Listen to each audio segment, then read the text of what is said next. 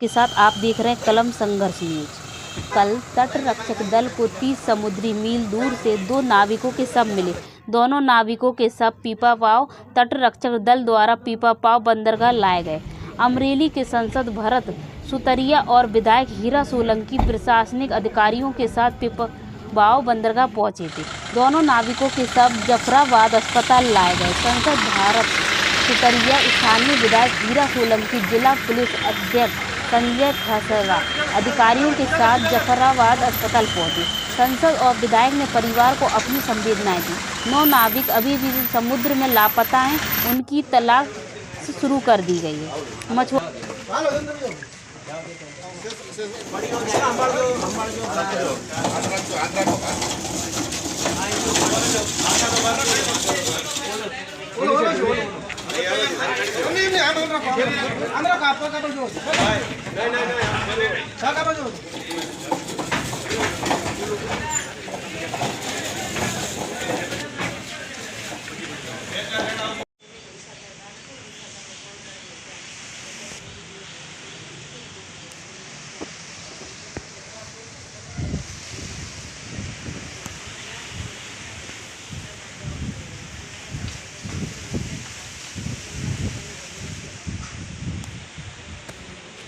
છોકરીઓને 2 શબ મળી ગયા છે, હજી 9 લાપતા। શું કહેશો, તંત્ર દ્વારા શું કવાયું? જાફરાબાદમાં એક દુઃખદ ઘટના બની હતી, જેનામાં 11 જે ખલાસીઓ છે એ દરિયામાં લાપતા હતા। કોસ્ટગાર્ડની મદદથી એનામાંથી જે 2 ડેડ બોડી છે એ રિટ્રીવ કરવામાં આવેલી છે। આ ડેડ બોડીઓને CHC ખાતે લઈ આવી એમની આઈડેન્ટિફિકેશન કરવામાં આવેલી છે અને બંને ડેડ બોડીનું આઈડેન્ટિફિકેશન થઈ ગયું છે। ઇન્ક્વેસ્ટ અને પોસ્ટમોર્ટમની કાર્યવાહી બાદ જે રિલેટિવ્સ છે એમને આ ડેડ બોડીઓ સુપ્રત કરવામાં આવશે અને જે બીજા પણ છે એમની સર્ચ ચાલુ જ છે। જેવી રીતના એ મળતા આવશે એવી રીતના એમને પણ સુપ્રત કરવાની કાર્યવાહી ચાલુ જ છે। પરિવાર ખૂબ દુઃખની લાગણી અનુભવે છે। એના સાથે અમે પણ આ વિસ્તારના એક જનપ્રતિનિધિ તરીકે અમને પણ ખૂબ મોટું દુઃખ થયું છે, પણ સરકારશ્રી પાસે જે વ્યવસ્થા સરકારશ્રીએ કરી, જે તંત્રએ કરી, એનો પણ અમે આભાર માનીએ છીએ।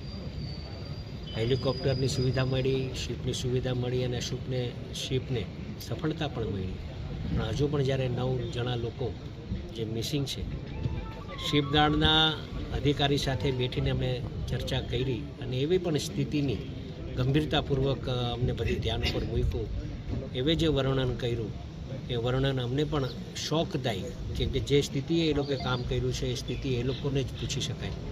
પણ હું એનો ફરીથી એકવાર આભાર માનીશ કોસ્ટગાર્ડનો અને સાથોસાથે અપેક્ષા પણ રાખીશ કે હજુ 9 જણ જે મિસિંગ છે, તમે આ એના ઘરના લોકોની એની વેદના આપે પ્રત્યક્ષ જોઈ છે। જેના ઘરમાં આ બનાવ બન્યો હોય એને સ્થિતિ એની ખબર હોય, આપણે તો કાંઠે બેઠા છીએ। જેના ઘરના વ્યક્તિ ગયા હોય એને એનું દુઃખ, એના પર જે આભ ફાટ્યું છે, ભગવાન એને શક્તિ આપે, એના પરિવારને શક્તિ આપે કે જે એના પર દુઃખ વીત્યું છે એને શક્તિ આપે કે એમાંથી એ લોકો બહાર નીકળે। પણ હજુ પણ અમારા જે 9 લોકો મિસિંગ છે એના માટે કવાયત ચાલુ છે અને વહેલામાં વહેલી તકે સુરક્ષિત મળી જાય એવી ભગવાન પાસે પ્રાર્થના કરી। અત્યારે દરિયાની સ્થિતિ શું છે? દરિયાની સ્થિતિ હજુ પણ 3 નંબરનું સિગ્નલ અહીંયા લાગેલું છે, સ્થિતિ હજુ પણ અમારી બોટ જઈ શકે એવી સ્થિતિ હજુ પણ છે નહીં। કોસ્ટગાર્ડની બહુ મોટી શિપ અમે જે જોઈ, જે ડેડ બોડી લઈને આવી, એ ખૂબ મોટી શિપ હતી અને ફરીથી આજે એ લોકો નીકળવાના છે। હેલિકોપ્ટરની સુવિધા પણ મળી રહી છે, ત્યારે જ્યારે આવી કંઈક સમાચાર અમને આવશે અમે આપને ધ્યાન રાખીશું।